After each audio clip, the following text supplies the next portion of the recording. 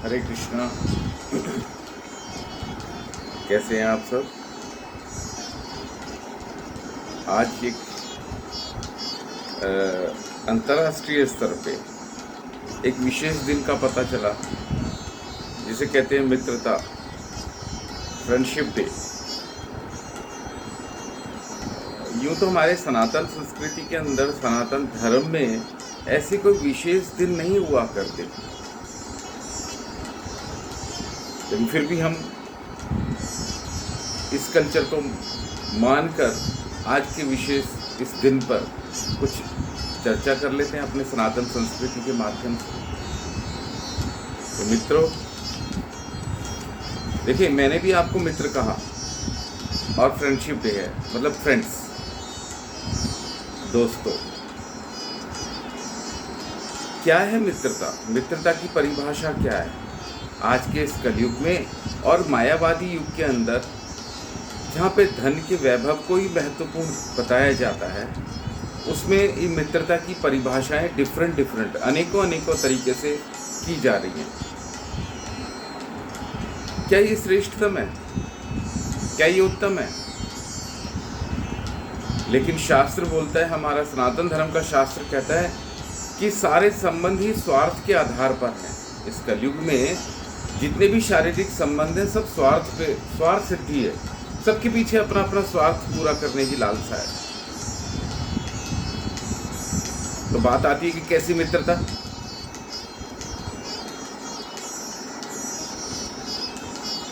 मित्रता ऐसी दोस्ती जो हमें कलयुग के अज्ञान से ही बाहर ना निकाल सके। कलयुग के, ये जो कलयुग चल रहा है, ये युग जो चल रहा है, जिसमें कालापन है, सारा हर चीज काली है। काली से मतलब है अज्ञानता से भरी हुई, अपूर्ण, इनकम्प्लीट। और पूरी तरह से जब इनकम्प्लीट बोल रहे हैं तो फिर वो दृष्टिगोचर भी नहीं है। दृष्टिगोचर शब्द समझ आ रहा होगा। यथार्थ हम उसको देख भी नहीं पा रहे हैं। क्या देख पा रहे हैं? उसको स्थूल शरीर में देख रहे हैं, उस स्थूल रूप में देख रहे हैं। हम किसी भी चीज़ को देख रहे हैं, तो चाहे वो कोई वस्तु है, चाहे कोई पदार्थ है, चाहे कोई संबंध है, या कोई रिश्ता है, कोई व्यक्तित्व है, स्थूल रूप में देख रहे हैं। जो वर्तमान में दिखाई दे रहा है उस रूप में ही हम देख पा रहे हैं। उसके भीतर क्या क्रिया चल रही है, बाहर क्या है। जिस प्रकार, एक छोटा सा एक उदाहरण लेते हैं कि पृथ्वी भी, हम पृथ्वी को देखते हैं, पर पृथ्वी के अंदर क्या चल रहा है, क्या उथल पुथल हो रही है, हमें पता ही नहीं चल रहा। जब महसूस भी होता है तो तब होता है जब कभी भूकंप आ जाते हैं। भूकंप आते हैं तो हमें पता चल रहा है। जैसे कि आजकल के मौसम में वर्षा ऋतु चल रही है, तो पहाड़ों में आए दिन की घटनाएं सुनने को मिल रही। पहाड़ दरक रहे हैं, अर्थात पहाड़ अपने वास्तविक स्वरूप को छोड़ रहे हैं, खंडित हो रहे हैं। तात्पर्य क्या है? हम तो देख रहे हैं पहाड़ है, लेकिन देखते देखते अचानक पता चलता है वो पहाड़ टूट के बिखर गया। तो भीतर क्या चल रहा है? नहीं, हम सिर्फ स्थूल रूप से किसी को देखते हैं। वो बात मित्रता में भी लागू होती है। तो हम मित्रता में जो देख पा रहे हैं वो स्थूल में देख पा रहे हैं। और स्थूल, हम खुद अपने आप को स्थूल में देखते हैं। हम अपने आप को कहाँ जान पाते हैं? हम ये मानते ही नहीं कि हम एक आत्मा है। और जब आत्मा ही स्वयं को स्वीकार नहीं करते, तो सामने वाली वस्तु और सामने वाले व्यक्तित्व या सामने वाली पदार्थ को भी हम उसी रूप में देख पाते हैं जिस रूप में वो दिखाई दे रहा है। उसकी वास्तविकता को हम नहीं पहचान पाते। मित्रों, जब हम अपनी ही वास्तविकता से परे होकर जी रहे हैं, हम सब आत्माएं हैं। हम जिस दिन इस भाव को स्वीकार करके जिएंगे, उस दिन हम वास्तव में जीवन जीना सीख जाएंगे। तो बात आती है मित्रता पे। तो मित्रता जो हमें ज्ञान के मार्ग पे ना ले जाए।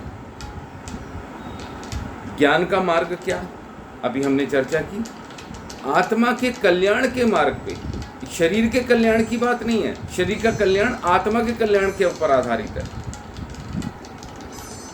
आत्मा का कल्याण होगा तो शरीर का कल्याण होगा। अर्थात जब आध्यात्मिक ज्ञान के माध्यम से हम आत्मा के ज्ञान को जान लेंगे, तभी तो शरीर का कल्याण होगा। अब कहोगे कि शरीर का कल्याण कैसे, इस बात से कैसे संबंधित है? यस, हम शरीर को क्या खिला रहे हैं आज की डेट में?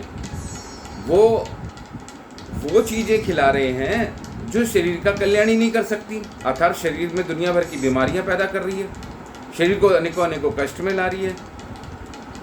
तो शरीर क्या खा रहा है, क्या पिला रहे हैं, क्या रख रहे हैं उसको, कैसे उसमें वातावरण में रख रहे हैं कि जो शरीर का ही नुकसान कर रहा है। अज्ञानता से हम भोजन कर रहे हैं, अज्ञानता से ही हम वस्त्र पहन रहे हैं, अज्ञानता के वजह से ही हम अपना रहन सहन कर रहे हैं, अर्थात अपना संग करते हैं, ऐसे दोस्तों का, मित्रों का, ऐसे लोगों का संग करते हैं जिनसे इस शरीर को अनेकों कष्ट होते हैं कि नहीं होते?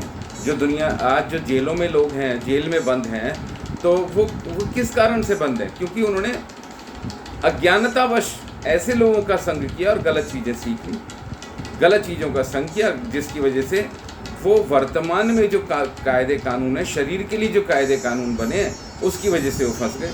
शरीर के ज्ञान में आधारित रह के व्यक्ति शरीर के लिए अनेकों अपराध करता है, गलत काम करता है, गलत खान पान करता है, हॉस्पिटल चला जाता है। मैंने पीछे भी चर्चा की थी, बात वहीं आके आती है, अज्ञानता के कारण सब कुछ हो रहा है। तो ऐसी मित्रता का क्या लाभ जो हमें ज्ञान की तरफ ना ले जाए? तो मित्रों, बात आती है कि दोस्ती, मित्रता वो श्रेष्ठ है जो हमें ज्ञान के परिपूर्णता की तरफ ले जाए। और ज्ञान कौन सा? जो हमारी आत्मा का ज्ञान है। आत्मा का ज्ञान ही पूर्णता है, वही हमें सद्गति देता है, सत्संग देता है, उसकी तरफ हमें बढ़े। महाभारत में क्या हुआ? कर्ण ने पहली बात तो ये कि चालाकी से ज्ञान लिया, ठीक है, और उसके बाद वो किसकी मित्रता में शामिल हुआ, किसके पक्ष में खड़ा हो गया? दुर्योधन के लिए। दुर्योधन कहाँ पे खड़ा था? अधर्म के साथ। तो ऐसी मित्रता जो अधर्म के साथ जाके खड़ी हो जाए, अधर्म मतलब अज्ञानता, यही बात आती है। अधर्म मतलब अज्ञानता, और अज्ञानता ही अंधेरा। समझ पाना इन शब्दों का आपस में तालमेल से।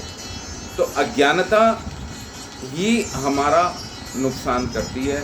परिचित, अगर हमें पता चल जाए कि आग से हम जल जाएंगे, तो आग में हाथ नहीं डालते ना, क्योंकि ज्ञान आ गया कि आग से जल जाते हैं, है कि नहीं?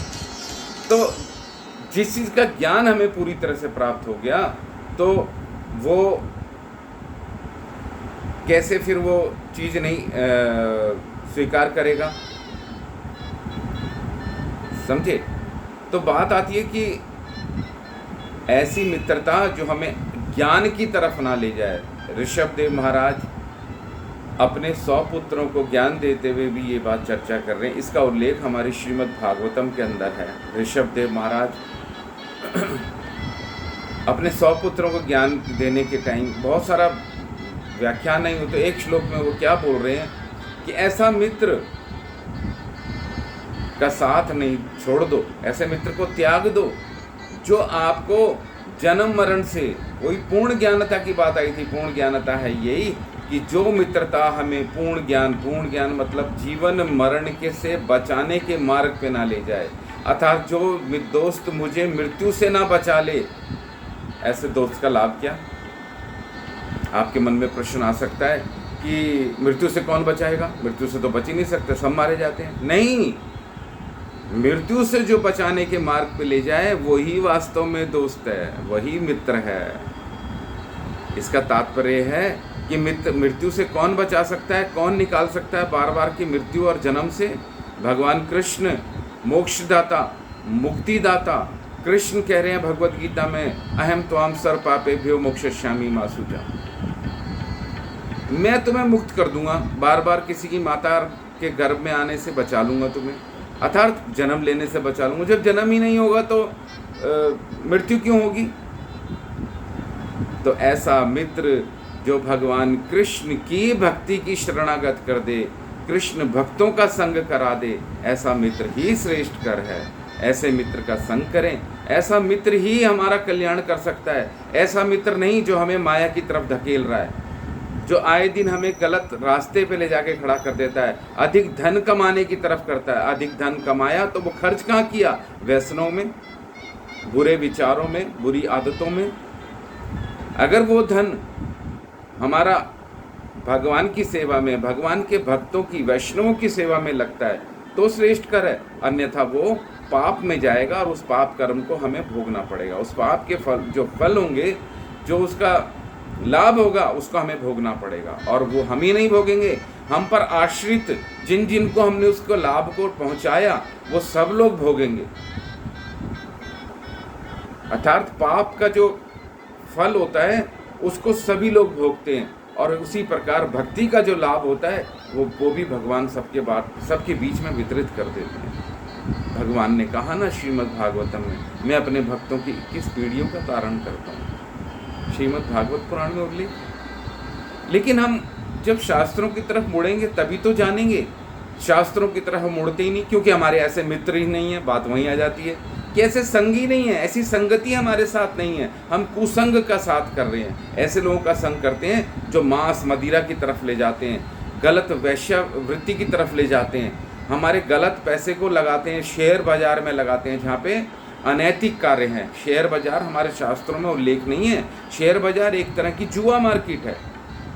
जुआ ये अपराध बताया गया। महाभारत क्यों शुरू हुआ था? जुआ पे ही तो। जब द्रौपदी को हार गए थे पांडव, तो जुआ हमारे शास्त्रों में उल्लेख नहीं है। जुआ खेलने का इजाज़त नहीं देता। शेयर मार्केट सनातन धर्म का कार्य नहीं है। हम शेयर मार्केट में प्रवेश कर रहे हैं, ये सनातन धर्म के खिलाफ है। सारी कल्चर एकदम सनातन धर्म के खिलाफ पद्धति चल रही है। इसलिए हमारे आचार्यों ने बोला कि अगर हम शास्त्रों की तरफ मुख मोड़ कर चलेंगे, शास्त्रों से मुख मोड़ कर चलेंगे, तो हमारी गति खराब होने वाली है। इसलिए हम लोग घोर कलयुग में प्रवेश करने जा रहे हैं, क्योंकि हमारे आचरण, हमारी संगति, हमारा व्यवहार, हमारा खान पान इस दिशा में जा रहा है कि हम लोग घोर कलयुग में प्रवेश करेंगे। अभी दिखाई दे रहा है। हम लोग क्या कर रहे हैं, हम कर क्या रहे हैं, कैसी संगति कर रहे हैं। संगति पर ही सब कुछ निर्भर है। संगति जैसी होगी वैसा रंग भी चढ़ेगा। तो भक्तों, हमें संग को चेक करना है अपने, कि हमारा संग कैसा है, और संगति कैसी भी हो उसको त्याग देना चाहिए। संगति कैसी भी हो उसको त्याग देना चाहिए।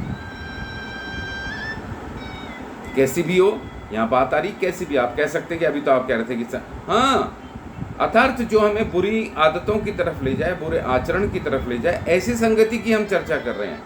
ऐसी संगति जो हमें ऐसा खान पान खिलाने में विश्वास करती है, ऐसे खान पान की आदत डालती है जिससे कि हम अपने धन का, अपने तन का, हर तरह का, अपने मन का पतन करने में लगे हुए हैं, नुकसान कर रहे हैं। ऐसी संगति को त्याग देना चाहिए। जो शराब, मांस, मदिरा, गलत अध्ययन, गलत संग, इसका आचरण कराती हो, गलत वस्त्र पहनने की तरफ आचरण करती हो। देखिए, बात आती है संगति पे ही। जैसी हम संगति कर रहे हैं वैसे हम वस्त्र भी पहन रहे हैं आजकल। लोग कहते हैं, कईयों से चर्चा हो जाती है इस विषय पे कि अरे भैया, ये इतने पढ़ लिख कर भी ये फटे हुए कपड़े क्यों पहन रहे हो, जिसको लोग फटी हुई जीन्स के रूप में लेते हैं। तो क्या है ये सब? आप पढ़ लिख कर गए तो क्या ये भिखारियों वाले कपड़े पहनोगे? तो भिखारियों का आचरण है। अगर एक बच्चे को भी पोस्टर बनाने के लिए दे दी जाए कि बच्चे एक भिखारी का या पागल व्यक्ति का चित्र बनाओ, तो वो कैसे बनाएगा?